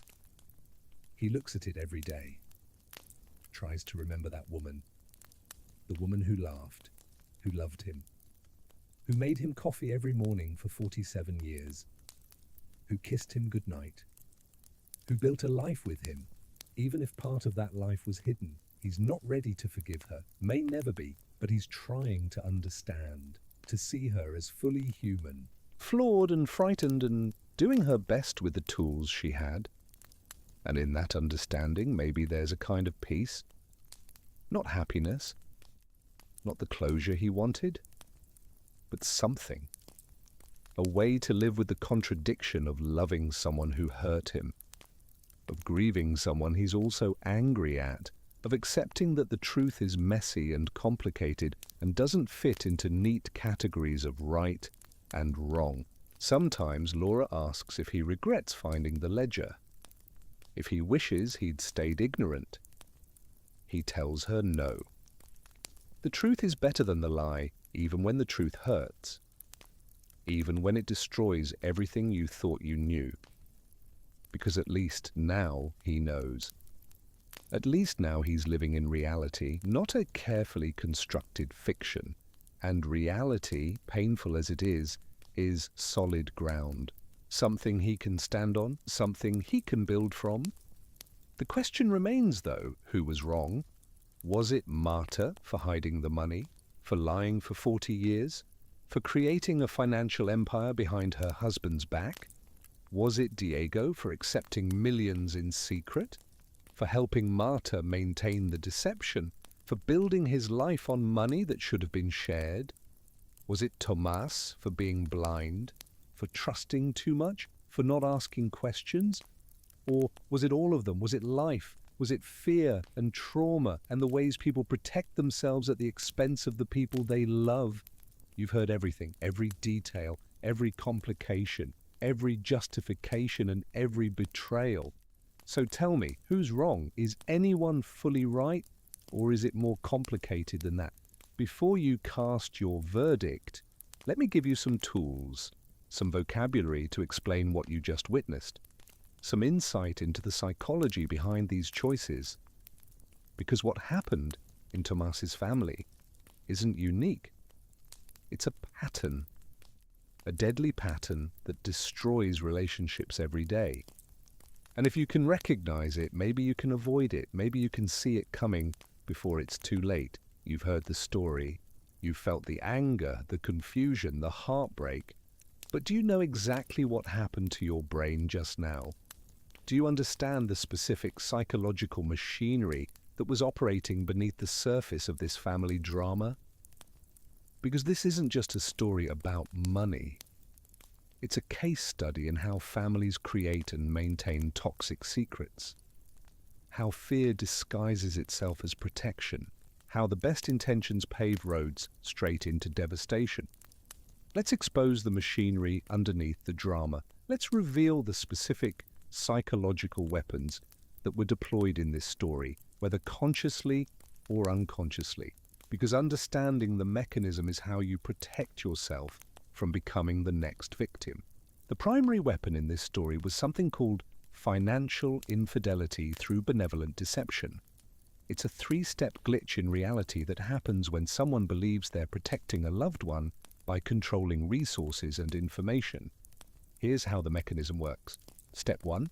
Inherited trauma creates fear architecture. Marta grew up watching her parents destroy their marriage, fighting about money. That childhood experience created a neural pathway, a literal rewiring of her brain that associated financial transparency with relationship destruction. When she suddenly inherited significant wealth, her trauma-wired brain didn't see opportunity. It saw threat. The money became dangerous, something that needed to be hidden to protect the relationship she valued most. Step 2. Protective control masquerading as love. Because Marta's fear was rooted in love for Tomás and their family, she genuinely believed she was doing the right thing. This is crucial to understand. She wasn't cackling with glee while deceiving him. She was experiencing herself as a protector, a guardian, someone making hard choices to keep her family safe. This self-perception allowed her to maintain the deception for decades without psychological breakdown. She'd reframed lying as loving. Step 3. The conspiracy of silence expands. When Marta brought Diego into her financial world, she replicated the pattern. She told him he was being trusted, made special, given opportunities his father's conservative nature would prevent. Diego experienced himself not as a conspirator, but as a chosen one, someone his mother believed in. This reframe allowed him to accept millions of dollars without feeling like he was stealing from his father. He was receiving a gift, a blessing, an investment in his potential. Now here's what most people miss about this dynamic. Remember when Tomás asked Diego about the money at the funeral reception? Remember Diego's nervous energy, his eagerness to help clean out Marta's office? That wasn't guilt, not exactly. That was preemptive damage control. Diego knew there was evidence in that office, documents, records. He wanted to get to them first, not to destroy evidence of a crime, but to control the narrative, to be the one who told his father the truth on his terms in a way that might minimize the betrayal. But Tomas moved too fast, found the ledger before Diego could sanitize the scene, and the entire carefully constructed reality collapsed. Now let's talk about the impact side, the reactive psychology that trapped Tomas in confusion and pain. The concept here is called retroactive reality contamination. It's what happens when you discover that your entire understanding of your life was based on false information. Here's the mechanism. Your brain builds your identity and your sense of security on your memories and your understanding of your relationships. When you discover that major pieces of that understanding were fictional, your brain experiences something similar to physical trauma.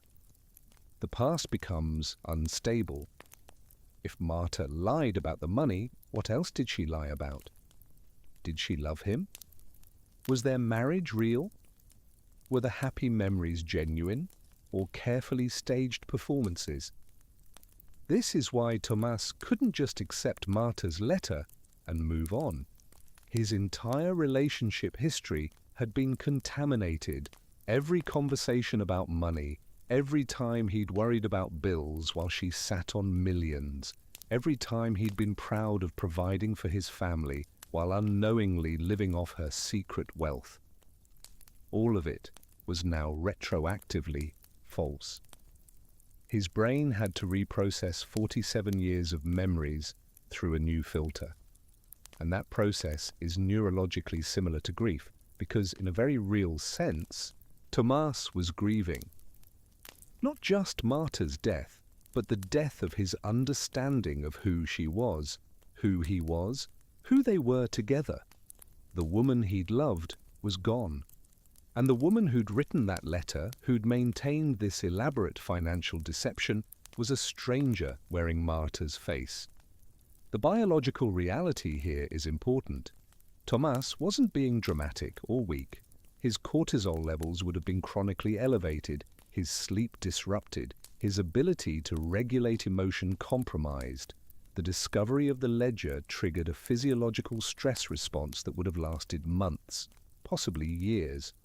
This is why victims of financial infidelity often report feeling crazy, feeling like they're overreacting. Society tells them it's just money. Be grateful she left you wealthy, move on.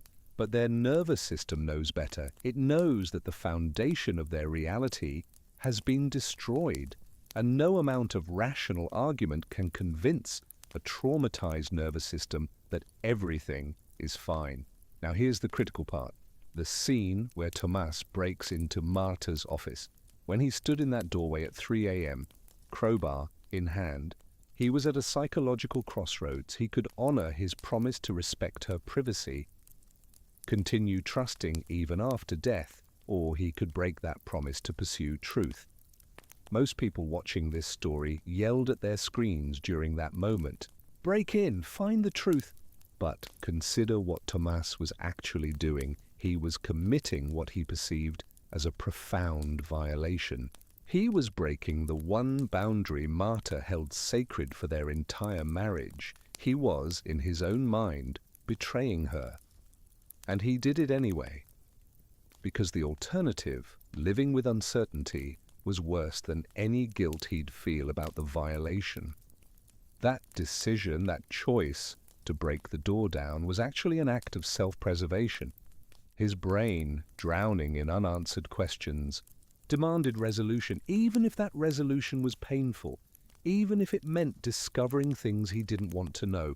The need to know is a fundamental human drive, and when someone builds their entire relationship on secrets, they create a psychological time bomb, because eventually humans need truth, need solid ground, need reality, even when reality is devastating. When you combine financial infidelity through benevolent deception with retroactive reality contamination, you don't get a relationship. You get a hostage situation. Tomas was held hostage for 47 years by information he didn't have, by a reality that wasn't real, by a version of his wife that was carefully curated and incomplete. And when hostages are finally freed, they don't immediately celebrate. They struggle, they process, they work through trauma. That's what Tomas is doing now, working through the trauma of discovering he was never fully known by the person who knew him best, that he never fully knew the person he thought he knew completely. And that's the real crime here. Not the hidden money, not the unequal treatment of the children. The crime was the theft of informed choice. Tomas never got to choose whether he wanted to be in a relationship with a woman who had millions of dollars and complex trauma about wealth. He never got to choose whether he could handle that, whether he wanted to help her process it, whether they could have built something different together if she'd been honest from the start. She made that choice for him, decided he couldn't handle it, couldn't be trusted. And in doing so, she took away his agency, his autonomy, his right to fully participate in his own life. That's what financial infidelity really is. Not about the money itself, about the choice, about the fundamental disrespect of deciding unilaterally that your partner can't handle truth, that they need to be protected from reality, that you know better than they do what they can handle. And when that mindset guides decades of decisions, you build a relationship on quicksand. Eventually, it collapses. Eventually, the truth comes out. The only question is whether it comes out while everyone's still alive to deal with it, or whether it comes out as a posthumous bomb that destroys what's left of the family. Now let's talk about the red flags, the warning signs that were there from the beginning, the pattern markers that, if you recognize them in your own relationships, should send you running or at least into serious couples therapy. Because what happened to Tomas doesn't happen overnight. It happens gradually, one boundary violation at a time, one small lie that becomes a medium lie that becomes a life-defining deception. If you can spot these flags early, you have a chance to intervene, to have the hard conversations before the damage becomes irreversible. Let's break down the 5 critical warning signs that appeared in this story. 5 flags that, if you see them in combination, mean you're heading toward a similar disaster. Red flag 1. The romantic boundary that isn't romantic. Remember how Marta established early in their relationship that she needed advance notice before Tomas visited? That she needed her private space? That seemed charming at first. Independent. Healthy. And in many relationships it would be. Personal space is important. Autonomy is crucial. But here's how you distinguish healthy boundaries from toxic secrets. A healthy boundary is negotiated. Both parties discuss what they need and why. It's transparent, flexible, responsive to changing circumstances. A toxic secret is imposed, non-negotiable, defended with emotional manipulation if questioned. When Tomas joked about Marta's locked office, asked if she was hiding state secrets, her response was laughter and deflection, not explanation, not invitation to understand, just shutdown disguised as humor. The test for this flag is simple. If your partner has areas of their life that are completely off limits to you, ask yourself, do I understand why? Have they explained the reasoning in a way that makes sense? Am I allowed to have feelings about it? And when you express those feelings, are they received with empathy or defensiveness? In Tomas and Marta's relationship, the locked office was presented as quirky, sweet. Marta just likes her space. But what it actually was, a physical boundary protecting financial secrets. A line in the sand that said, this part of my life is none of your business. And Tomas accepted it because questioning it felt like being controlling, like violating her autonomy. This is how Toxic secrets survive. They wrap themselves in the language of healthy boundaries, and anyone who questions them is made to feel like the problem. If you see this in your relationship, pause. Ask questions. If someone is building walls with me, insisting on locked doors and private spaces that can't be explained or discussed, then I'm not in a partnership. I'm in something else. Red flag 2. The unilateral financial decision presented as practicality. When Marta insisted on handling all their banking, she framed it as efficiency. Easier if one person manages it. Totally reasonable, right? Wrong. Financial transparency is one of the foundational pillars of a healthy relationship. Not because couples need to monitor each other's every purchase, but because financial decisions affect both people. They're shared consequences. When one person controls all financial information, they control the relationship's reality. They decide what the other person knows about their shared resources, about their financial security, about their options and their future. The reveal here is in the insistence. Marta didn't suggest she handle the banking, she insisted, and when Thomas offered to help or be involved, she shut it down, quickly, defensively. The test: if your partner wants to handle all financial matters, ask yourself these questions. Do I have full access to all accounts? Do I understand our complete financial picture?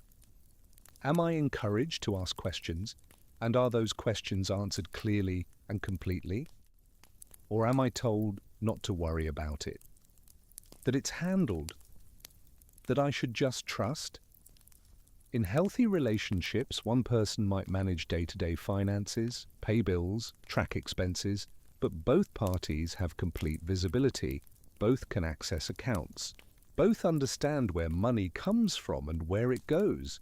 In Thomas and Marta's relationship, he had visibility into their joint account, the checking account where his paycheck was deposited and bills were paid, but he had no idea about the other accounts, the millions in separate banks, the investments, the properties. He was given just enough information to feel included while being systematically excluded from the full picture. If you're in a relationship where your partner controls financial information and deflects when you ask questions, that's not practical delegation, that's financial abuse, and it needs to be addressed immediately. Red flag. 3. The inconsistency between lifestyle and explained income. Remember when Thomas noticed Diego's Rolex at the funeral, the tailored suit, the expensive accessories that didn't match Diego's supposedly modest marketing job? That's when the alarm started ringing. But here's the thing, the alarm should have been ringing for years. Diego had been living beyond his explained means for decades, flying business class, taking expensive vacations, buying properties. And whenever anyone asked how he afforded it, the explanation was vague. I've done well, made some good investments, the tech sector pays well. None of these explanations were verifiable. None included details. They were designed to satisfy curiosity without providing actual information. The test: if someone you love, whether a spouse, a child, or a friend, is living a lifestyle that doesn't match their known income, you have every right to be curious. Not accusatory, not controlling, but curious. In a healthy relationship, people are happy to explain how they afford things. I got a bonus. I inherited some money. I've been saving for years. I got a great deal. But when someone deflects those questions, when they get defensive or vague, when they act like you're being nosy for asking, that's when you need to pay attention, because the inconsistency is telling you something. Either they have a source of income they're hiding, or they're in debt they're not admitting, or they're doing something illegal. None of those options are good. In this story, Diego's wealth came from Marta's secret gifts, but Thomas didn't know that. He just knew something didn't add up. And instead of investigating, he rationalized, told himself Diego must be doing better than he'd thought, that he was happy for his son's success. This is how families enable financial abuse, by being too polite to ask questions, by accepting vague explanations because demanding clarity feels rude. if someone's lifestyle doesn't match their income, and they won't explain why, you're being lied to. Plain and simple. Red flag. 4. The gatekeeping of information after death. This is specific but critical. When Marta died and Diego immediately wanted access to her office, that was a massive red flag. Why would an adult child need urgent access to their deceased parents' private space? What could possibly be in there that required immediate attention? In healthy families, there's a respectful process after someone dies. Give the surviving spouse time to grieve, to process, to go through things at their own pace. The urgency to control the narrative, to get to documents first, to clean out spaces before others can see them, that's the behavior of someone who knows there are secrets, someone who wants to manage the revelation. Diego wasn't offering to help out of love. He was offering to help out of panic. He knew what was in that office. He knew that if Tomas found it first, found it without Diego's spin and explanation, the discovery would be devastating. The test. If someone dies and another family member is urgently pushing to access private spaces or documents, ask yourself why. What information might they want to control? What are they afraid you'll find? This doesn't mean everyone who offers to help after a death is hiding something, but urgency, insistence, defensiveness when told to wait, those are red flags. In a healthy family, people respect the grieving process. They wait, they offer support without pushing, they trust that information will be shared when appropriate. If someone can't wait, it's because they're afraid of what you'll find when you look. Red flag 5. The deathbed. Letter seeking absolution without accountability. Marta's letter to Tomas was manipulative. There's no other word for it. She explained her reasoning, apologized, asked him to understand. But she did it all from the safety of death, where she couldn't be questioned, couldn't be held accountable, couldn't face the consequences of her choices. She wanted forgiveness without doing the work of earning it. She wanted understanding without giving him the chance to process while she was alive. She wanted to control the narrative even from beyond the grave. The test: if someone leaves you a letter after death that reveals major secrets, ask yourself, why didn't they tell me this while alive? Why did they wait until they were beyond consequences? And what does that choice tell me about their respect for me? A person who truly respected their partner would have the hard conversation while alive, would face the anger, the hurt, the questions, would give their partner the chance to respond, to decide whether they could forgive, to participate in the resolution. By waiting until death, Marta ensured she'd never have to face Tomas's pain, never have to answer his questions, never have to defend her choices in real time. She took the coward's way out, dressed it up as love, and left her family to deal with the wreckage.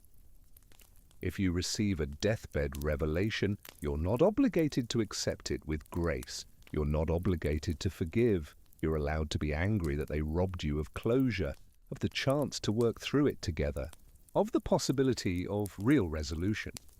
These 5 red flags, when they appear together, create a pattern that says, I am in a relationship with someone who values control over connection, who values their comfort over my right to informed choice, who would rather manage my reality than trust me with truth. And if you see this pattern in your relationship, you have a choice. You can confront it, demand change, insist on transparency and accountability. Or you can accept it, make peace with living in a carefully managed reality, with never fully knowing the person you're with. But what you can't do is pretend you didn't see it, can't unsee the flags once they've been pointed out, can't go back to comfortable ignorance once you understand the machinery. So look at your relationships honestly. Are there locked doors, deflected questions, lifestyle inconsistencies, defensive reactions to curiosity? Because if there are, you're not in the relationship you think you're in. You're in a carefully constructed fiction, and the longer you stay in it, the more painful the eventual revelation will be.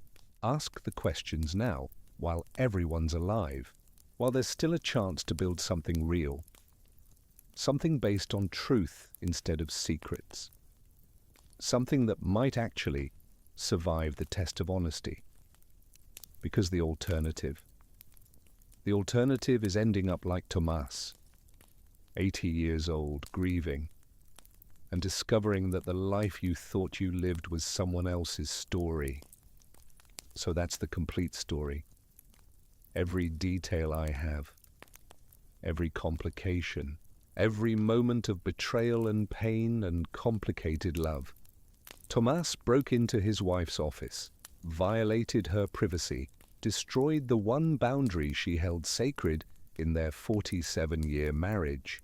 He did it because she'd been lying to him, because she'd hidden millions of dollars and created an entire financial empire he knew nothing about, because she'd given their son $4 million while letting Tomas work himself to exhaustion, thinking he needed to provide.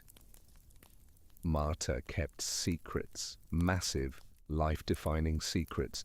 She did it because she was terrified, because her childhood poverty traumatized her, because she genuinely believed she was protecting her family by controlling the money. She did it out of love, twisted, fearful, controlling love. But love nonetheless. Diego took the money, participated in the deception, built his life on his mother's hidden wealth while watching his father stress about finances. He did it because he was offered something most people never get, a financial safety net, a chance at success without risk. And he took it, convinced himself he deserved it, and never questioned whether accepting it was a betrayal of his father. Laura got scraps, 50,000 over a decade while her brother got millions. She worked herself to exhaustion because she was too proud to ask for help. And now she's learning that help was available all along, that her mother chose her brother over her for reasons Laura still doesn't fully understand. Now it's your turn to decide. The case is laid out, the evidence presented, the psychology explained. Who's wrong? Is it Tomas for breaking his promise, for violating Marta's privacy after she was dead and couldn't explain herself? Is it Marta for lying for 47 years, for building a financial life her husband knew nothing about, for treating her marriage like a guardianship instead of a partnership? Is it Diego for taking the money, for helping maintain the deception, for building his success on a foundation of family betrayal? Is it all of them? Is it none of them? Or is it something else entirely? Is it fear? Is it trauma? Is it the way people protect themselves at the expense of the people they love? I can't answer that for you. That's not my job. My job was to present the facts, to show you what happened, to give you the tools to understand the psychology behind it. But the verdict, that's yours. Some of you will say Tomas was justified, that Marta's betrayal was so profound, so fundamental, that he had every right to tear down that door and uncover the truth. That privacy ends when it's being used to hide lies, that you can't betray someone who betrayed you first. Some of you will say Marta did what she thought was right, that her childhood trauma explains, if not excuses, her secrecy, that she was trying to protect her family in the only way she knew how, that Tomas should honor her memory instead of destroying it with his anger.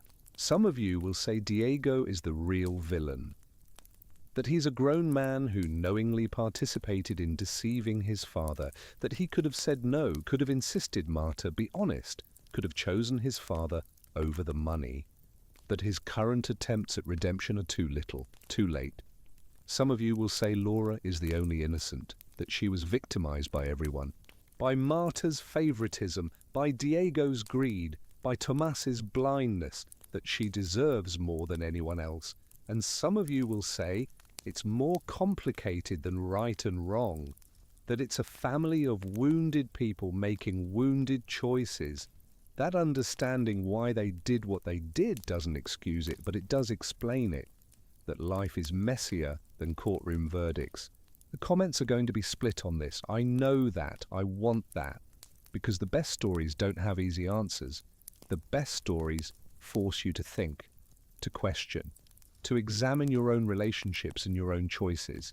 So here are the questions I want you to sit with. If you were Tomas, would you have broken into that office? Or would you have respected your wife's privacy even after discovering the ledger? If you were Marta, would you have hidden the money? Or would you have risked the marriage by being honest about your wealth? If you were Diego, would you have taken the money? Or would you have told your mother to be honest with your father? If you were Laura, could you forgive? Could you move past the favoritism and the secrets? Or would you cut ties with everyone involved? And most importantly, in your own life, are there locked doors, secret accounts, information you're hiding because you think you're protecting someone? Or are there questions you're not asking because you're afraid of the answers?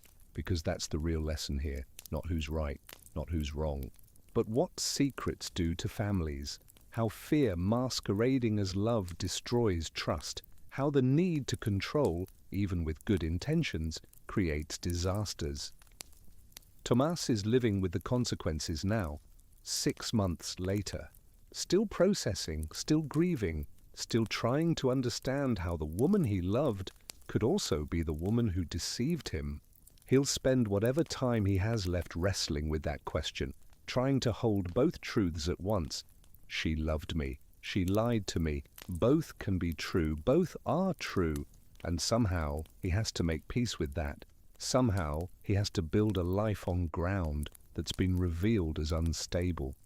Somehow he has to decide whether he can forgive someone who's no longer alive to receive that forgiveness. I don't envy him that work, but I respect him for doing it.